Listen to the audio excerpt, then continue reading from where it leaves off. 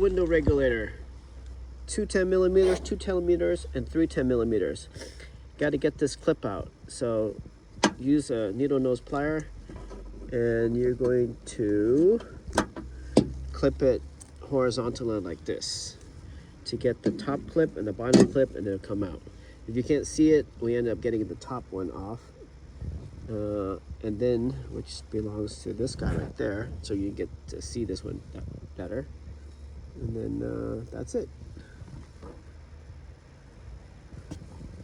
And then we'll see this guy comes out now. So you definitely need the window out to do this.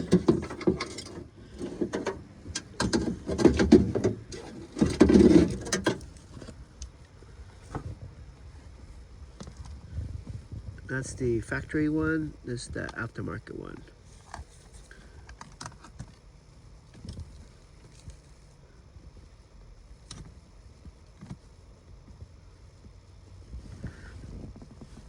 They don't even make the same clipper. Can't borrow that and put it over here. This is Honda's signature connection there. They always do that. And then, all right, let's go in with the new.